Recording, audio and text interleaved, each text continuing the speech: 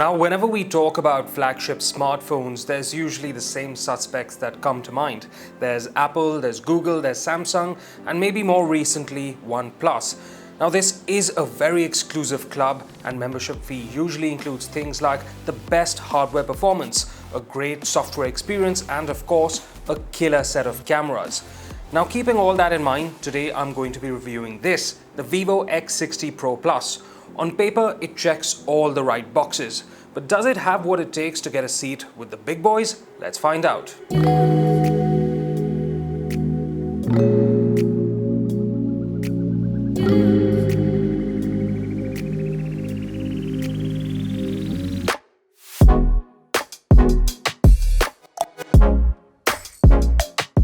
Before we get started, don't forget to like this video if you do enjoy it and get subscribed to the Editorji channel for more videos like this one. Alright, so let's get started with the design of the Vivo X60 Pro Plus, and it really doesn't look all that different from the Vivo X60 Pro or even the X50 series from last year, but it still looks very modern and classy. There's a rectangular camera module on the back and it gets curved corners with a slim body and this flat choker design on the top. Now this of course is the vegan leather finish and it comes in this emperor blue color which looks really premium and really classy to the touch. Thanks to that vegan leather, it is also very grippy in the hand, there's no slippage and of course there's no fingerprint smudges on the back. It's also safer when you drop it because there's no back glass to shatter. Now the phone is fairly slim at 9.10mm and it's surprisingly light despite everything that it packs in. Alright, now time for the display, which is a 6.56-inch FHD Plus AMOLED screen with a 120Hz refresh rate. Now it isn't QHD Plus and honestly that's something I would have liked to see considering this is a flagship offering at a particularly high price point. However, I do love that Vivo has moved to a central hole punch rather than the side hole punch that they had last year on the X50 series. Colors on this screen are punchy and vibrant and the screen gets bright enough outdoors.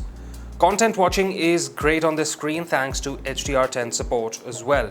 Also, there's curved edges on this screen, it's not flat, so if you're not a fan of that, you may want to first try the phone out to see how it operates. That being said, the edges are not too sharp and did not cause any accidental touches in my usage.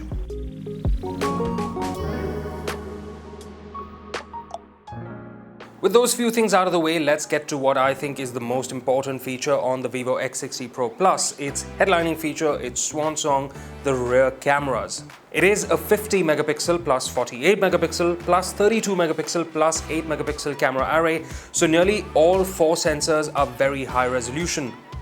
The 50 megapixel sensor is of course the Samsung GN1 sensor, while the 48 megapixel ultra-wide sensor comes with 5-axis gimbal stabilization. The 8 megapixel sensor is for the periscope telephoto lens and of course there is that 32 megapixel sensor for portrait shots. If you look carefully, there's the Zeiss logo with the T-Star logo beneath it, which means that this camera system gets a unique coating which reduces things like reflection and lens flare and just overall makes for a much clearer, much crisper image. Now pictures taken with this camera system are really good. The colors are accurate, they're not oversaturated and they're not too flat either. HDR also works quite well without a lot of HDR burn on backlit subjects. There is very good depth of field with the primary sensor itself, and even the ultra-wide sensor is really strong. It takes crisp pictures with accurate colors.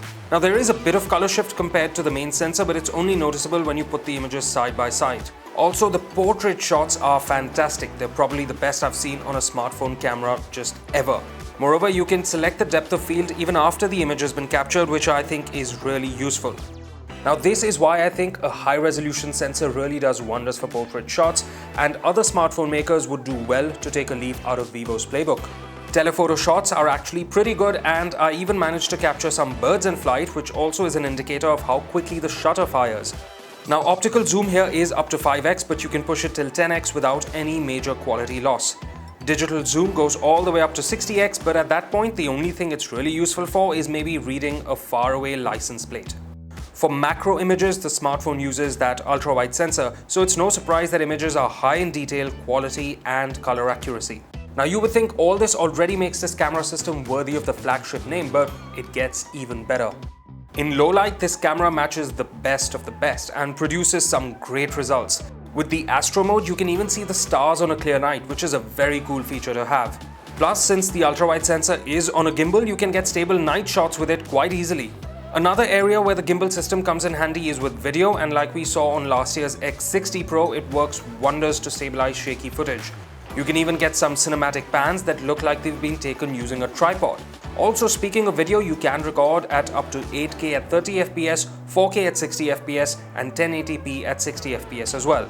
Colors are really nice and vibrant, and the camera picks up focus pretty easily too. Even in low light situations, which are challenging for any smartphone camera, there's not a whole lot of noise or grain, which is quite impressive.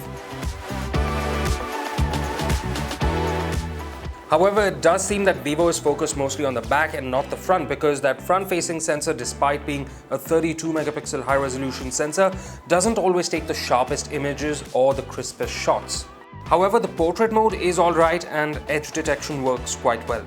That being said, for a phone that's otherwise got such excellent camera chops, I think it would have been nice to see a 4K video option with the selfie camera and better image quality overall.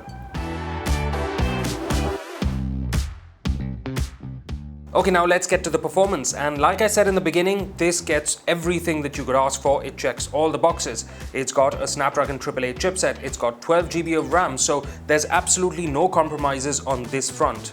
There's even an extended RAM feature that lets phone storage be used as expanded RAM, and that also gives a smoother experience, but I did not notice much difference with it on or off, since the phone is already quite powerful to begin with. Gaming performance is also stellar. There's no drop frames or lag of any sort. However, the phone does get a slight bit warm when playing games, but that was only when I pushed it really hard for long periods of times. Plus, that Ultra Game mode and Multi-Turbo work well to give a smooth gaming experience. The overall user experience is also quite snappy, again thanks to that high refresh rate. Also, the X60 Pro Plus gets 256 GB of UFS 3.1 storage, but that's not expandable via a micro SD card. I will admit that software has been a slightly contentious point for Vivo phones in the past, but I do think that they've gotten much better over time. FunTouch OS, for example, has gotten much cleaner, and now there's also a whole lot of customization on offer. Android 11 also means that there's all the modern functions you need right here. Now, it may not be the cleanest or the most minimal looking Android skin out there, but it's certainly better than previous iterations and doesn't look all that out of place in 2021. However, I wasn't completely happy with the amount of bloatware that was present on this phone out of the box, especially considering the price point that it's being offered at. Thankfully, all of it is very easily deleted. Like many other 2021 flagships, there's no headphone jack here, and that's not all that surprising. What is surprising is the lack of stereo speakers, which is a feature that is being offered at much lower price points as well. Moreover, there's no wireless charging here, which in my opinion is another flagship feature that is missing. And speaking of what's missing, there's no IP rating here, but it is good to see that there is a rubber gasket on the SIM card tray, which means that there is some ingress protection at least. All that being said, the in-display scanner here does work quite fast, and it rarely gave me any sort of failed inputs. When it comes to battery, the X60 Pro Plus gets a 4200 mAh unit, which is respectable enough. It did manage to always give me around a day's usage, even with the screen refresh rate turned at 120Hz and the screen brightness always nearly full. However, if you do things like take a lot of pictures and videos with the camera or do a lot of smartphone gaming or benchmark tests, then yes, you will eat into that battery life really quickly and maybe need to plug it in before the end of the day. That being said, there is a 55-watt charger included that got me from flat to full in around 47 minutes.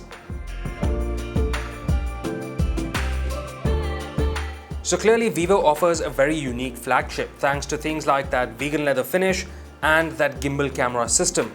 In a sea of flagship smartphones that are competing to look like one another, this certainly stands apart. Now, it does miss out on some premium features that are expected at this price point, like wireless charging, an IP rating, or stereo speakers.